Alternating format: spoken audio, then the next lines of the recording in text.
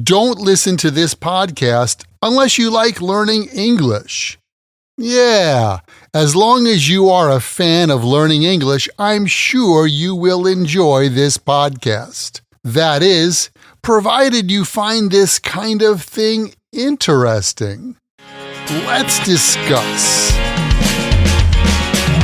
Welcome to another Happy English podcast coming to you from New York City. And here's your English teacher, Michael. All right, thank you, John, and thanks, everyone. It's Michael here from Happy English, and I help people speak English better.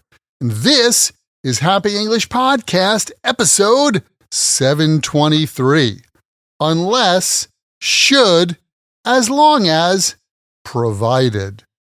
We've talked about using if to talk about a condition a few times, right? Well, have you ever wondered if there are other words you can use to talk about a condition? If so, you are in the right place.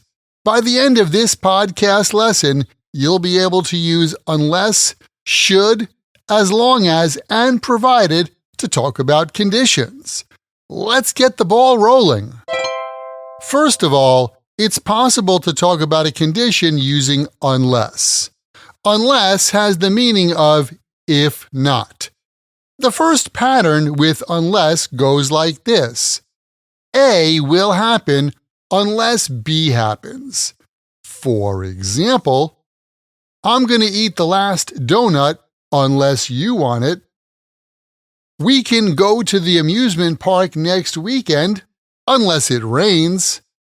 Unless we are informed otherwise, we have to wear a suit in the office. You can also use unless like this. A won't happen unless B happens. Here are some examples of this pattern. We can't launch the new website unless the boss gives us the green light. I won't go to the party unless you come with me. Unless you wear a safety helmet, you can't enter the factory. Next, you can use as long as to show a condition. As long as means if, and the pattern is as long as followed by a subject and a verb.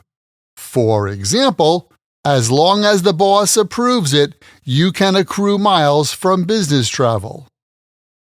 We can change the HR policy as long as the legal department is informed of the changes ahead of time. We can go to the amusement park next weekend as long as it doesn't rain. You can also use the conjunctions provided and providing to show a condition.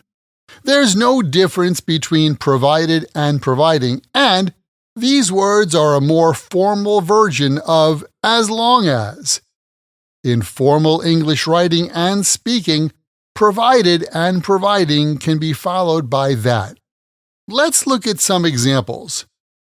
Provided that it's not raining, we can walk to the meeting. You could also say, provided it's not raining, we can walk to the meeting. You can take a vacation, providing that you have submitted the request to HR 1 month in advance. We can go to the amusement park next weekend, providing that it doesn't rain. Did you know? Should can replace if. In very formal English, should can be used instead of if in conditional sentences. Remember, should is always followed by a subject and a base verb. Let me say that again. Should is always followed by a subject and a base verb. Here are some examples. Should the screen freeze, try restarting the computer. Should anyone call for Mrs. Gilmore, I will let them know that she's in a meeting. Should the weather be nice, we can go to the amusement park next weekend. And finally for today, had can replace if. In very formal English, had can be used with the third conditional.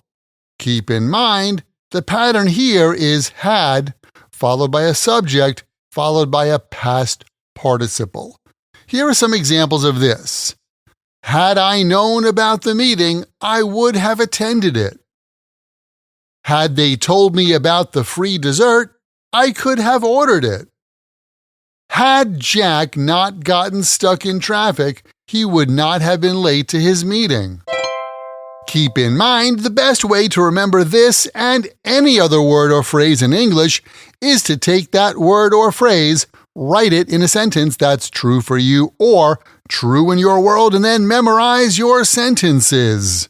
By the way, can you imagine getting the chance to practice this kind of English with me directly? You can get more practice using your English when you join my Podcast Learners Study Group.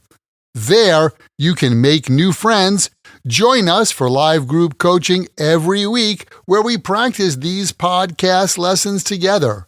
Plus, you get access to the PDF transcript and audio download for every Happy English podcast in the past and in the future.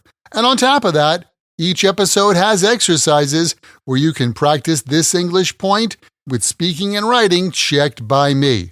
To learn more, or to see some of the example sentences from this lesson, just visit myhappyenglish.com and choose Podcast Lesson 723.